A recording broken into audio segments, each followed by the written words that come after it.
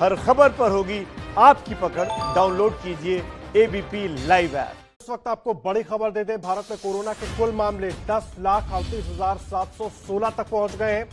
अभी 3,58,692 active cases हैं। Corona से 26,273 लोगों की अब तक जान गई है और कोरोना से 6,53,750 लोग ठीक हो चुके हैं। इस वक्त की बड़ी खबर हम आपको दे रहे हैं। भारत में कोरोना संक्रमितों की संख्या बढ़कर 10,38,716 हो गई है और अभी 3,58,692 एक्टिव केसेस हैं।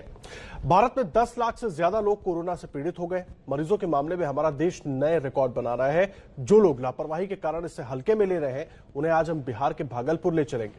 भागलपुर से हमारे संवाददाता आदर्श सिंह की चौंकाने वाली ये रिपोर्ट देखिए। सबसे पहले आप कोरोना को लेकर एक वायरल मैसेज देखिए। हो सकता है कि ये मैसेज आपके पास भी आया। संदेश है,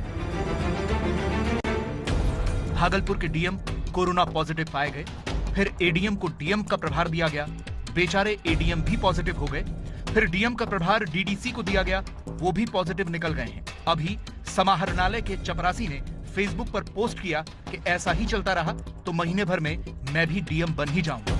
तो सवाल है कि क्या ये मैसेज सही है? इसी सच को जानने के लिए रिपोर्टर आदर्श सिंह भागलपुर के डीएम ऑफिस पहुंचे। ऑफिस में सन्नाटा पसरा था।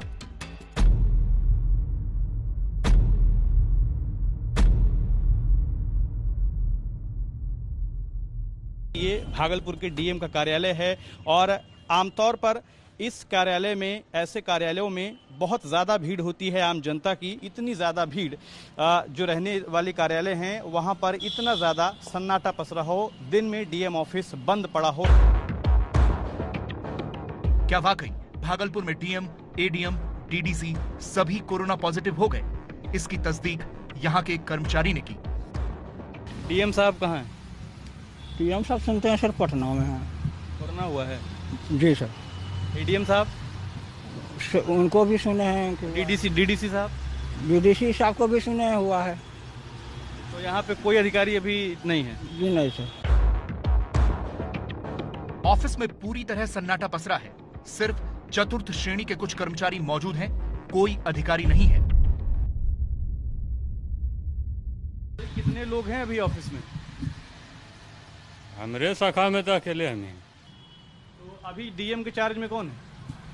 अभी तो ये लोक निवारण पदाधिकारी।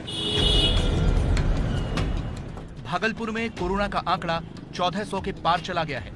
भागलपुर मेडिकल कॉलेज के सुपरिटेंडेंट भी पॉजिटिव हो चुके हैं। फिर भी शहर में लापरवाही खूब दिख रही है। बिना मास्क पहने लोग इधर उधर घूम रहे हैं। भागलपुर पटना के बाद दूसरा सबसे ज्यादा कोरोना संक्रमित शहर है बिहार में। बावजूद उसके यहाँ पर किस तरीके से लोग लापरवाह हैं अपनी ही जिंदगी को लेकर, वो आप देख सकते हैं। मानता नहीं कोई जल्दी मानता नहीं जी।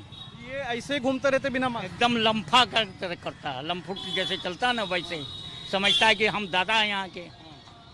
लॉकडाउन को कोई फर्क नहीं पड़ता? कोई फर्क नहीं, समझ में नहीं आ रहा हम लोग के।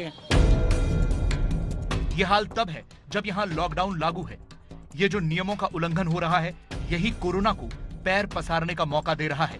और भागलपुर और बिहार ही नहीं बल्कि पूरे देश पर लापरवाही भारी पड़ रही है। एक ग्राफिक से समझिए कि कैसे भारत में कोरोना की रफ्तार तेज हुई। 30 जनवरी को देश में पहला मामला सामने आया था। इसके बाद 29 फरवरी को कोरोना के सिर्फ 3 केस थे। 15 मार्च को 144 केस, 31 मार्च को 1397, 15 अप्रैल तक 12,370, 30 अप्रैल तक कोरोना के 34,863 केस हो गए। 15 मई को 85,784 केस थे। 31 मई तक 1,90,609 केस।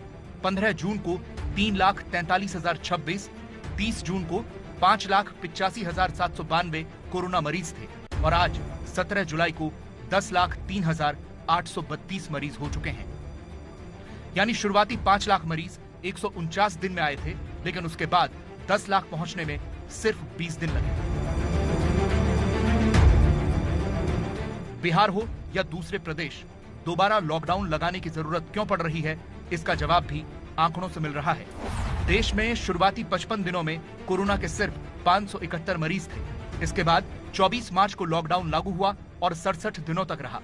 इन 67 दिनों में कोरोना के 1,90,077 लोग पॉजिटिव हुए, लेकिन लॉकडाउन खत्म होने के बाद रफ्तार बहुत तेज हो गई।